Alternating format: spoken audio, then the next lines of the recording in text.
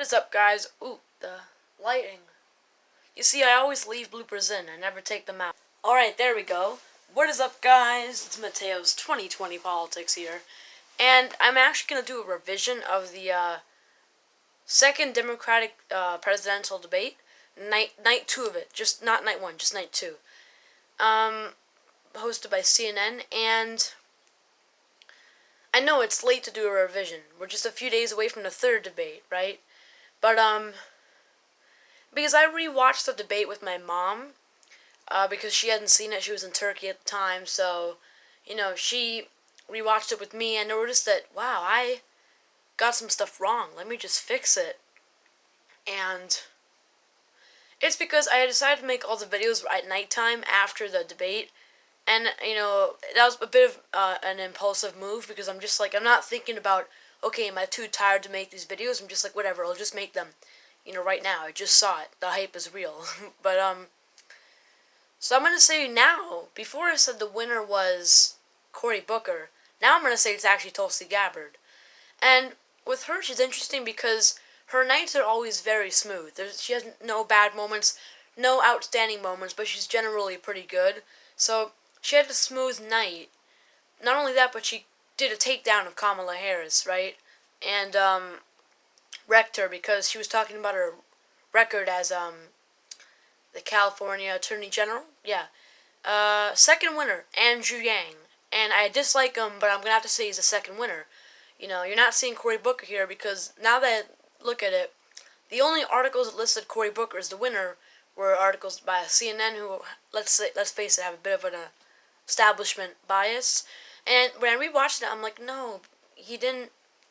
Besides a few catchphrases, he didn't really do too well. You know what I mean? And Andrew Yang, though, he just showed pure knowledge on the debate stage about his UBI plan.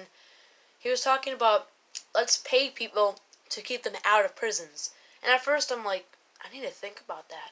Because it sounds pretty interesting, and he seems generally a pretty smart guy, pretty knowledgeable, and I could definitely tell that from the debates. So, now if you think about it, the whole entire debate, night 1 and 2, were won by the progressives. You had night 1, which, again, I'm not making a video on night 1, I'm just making it on night 2 right now. I don't need to revise night 1.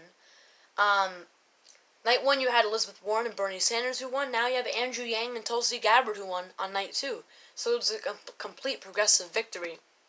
I'm gonna say there are actually two dark horses.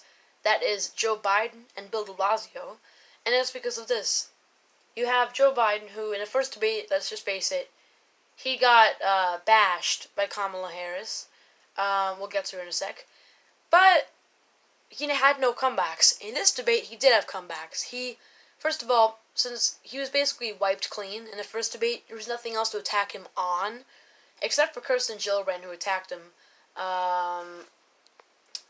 And with Joe Biden, he had some actually good comebacks in night 2. I noticed some people tried to attack him. He struck right back. Like his confrontation with Kamala Harris, he just kept striking back when she would strike at him. So he improved. He was much more aggressive.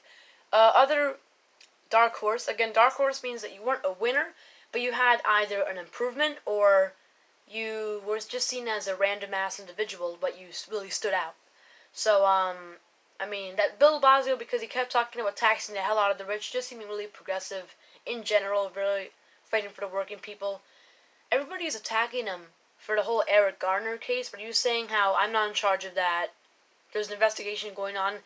And the officer who killed Eric Garner actually just got fired recently.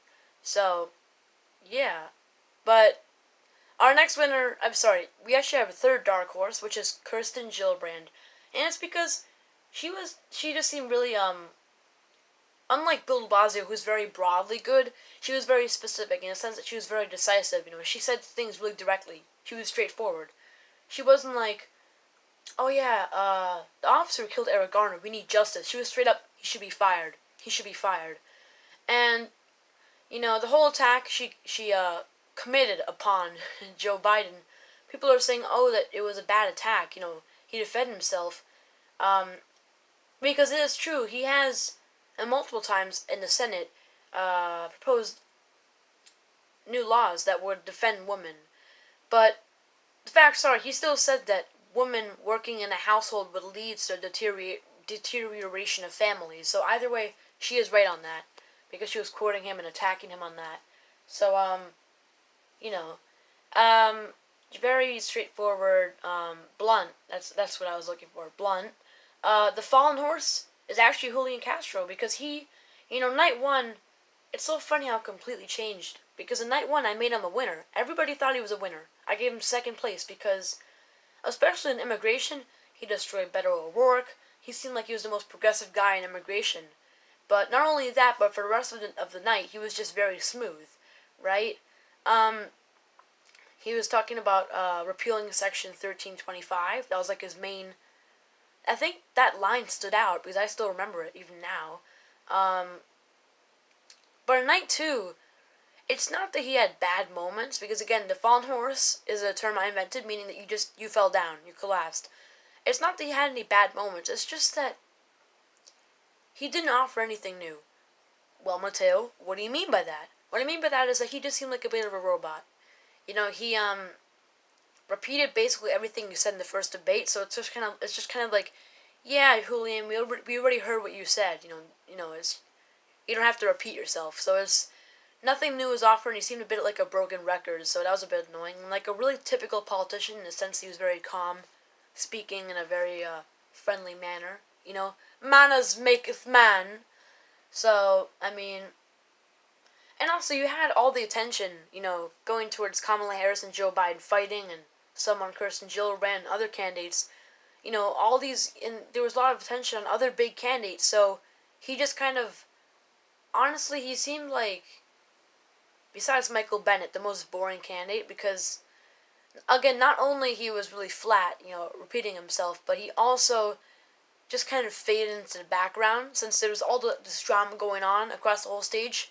And while all this drama was going on, instead of him joining in, he's just going like, yes, I'm going to speak very calmly because I'm a politician. I'm going to ignore all this drama, and I am going to just keep speaking about my policies.